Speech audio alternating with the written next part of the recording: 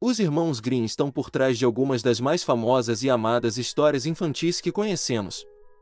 Seu legado na literatura e na academia é intransponível e, não à toa, suas narrativas atravessam gerações, mesmo que as histórias que conhecemos hoje sejam um pouco diferentes das originais. Então, meus queridos amigos, convido vocês a conhecer mais sobre os irmãos Grimm. O meu nome é Miguel e bem-vindos ao canal Cristal do Tempo.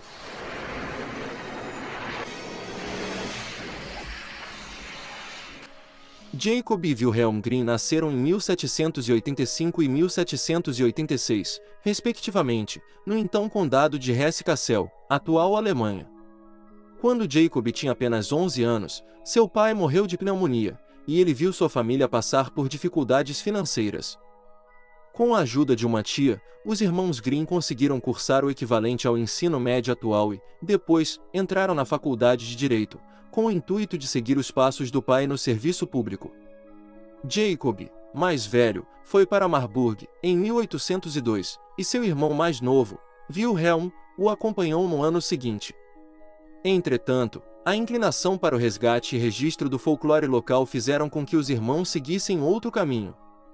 Um professor da Universidade de Marburg despertou o interesse dos irmãos pela filologia, o estudo da linguagem em textos históricos. Friedrich Carl von Savigny foi um respeitado e influente jurista alemão no século XIX.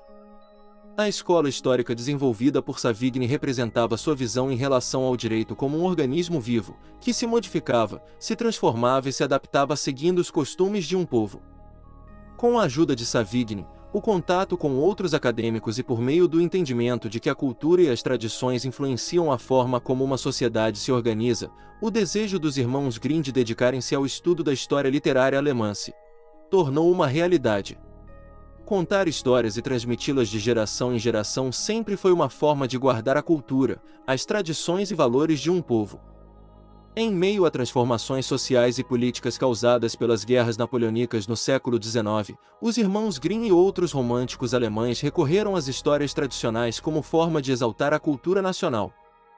Reunindo relatos de contadores de histórias locais, em sua maior parte mulheres, especialmente, de uma mulher chamada Dorothea Wiemann, os irmãos Grimm criaram uma coletânea de contos que, inicialmente, tinha o propósito de servir como estudo científico e contribuição acadêmica. Entretanto, eles foram alguns dos primeiros e mais proeminentes estudiosos a perceberem a importância dos contos de fadas e tradições orais como registros históricos de um povo.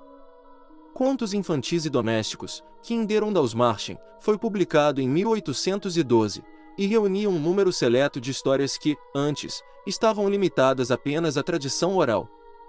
Os irmãos continuaram a resgatar histórias, registrá-las e publicá-las ao longo dos anos, e com o tempo, foram feitas adaptações para torná-las mais acessíveis para públicos mais jovens.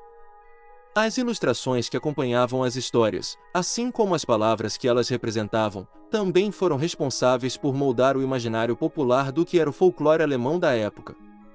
Em um período marcado pela tentativa de encontrar elos que unificassem as primeiras nações como conhecemos hoje, os Grimm se tornaram verdadeiros caçadores de contos de fadas e suas contribuições continuam reverberando, séculos depois. Enquanto Wilhelm investiu na apresentação dessas histórias para novos públicos, Jacob se voltou para o estudo da língua alemã e se tornou um importante linguista, cujo trabalho reflete no idioma atual. Os Grimm são responsáveis pelo maior dicionário alemão da história. O Deutsches Wörterbuch é um dicionário diacrônico, ou seja, documenta o desenvolvimento de uma língua ao longo do tempo, e registra a história da língua alemã desde o antigo alemão até o idioma do século XX.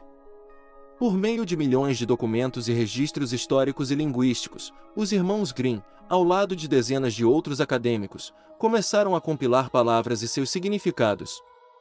Entretanto, os irmãos não viveriam para ver a conclusão de tarefa tão árdua.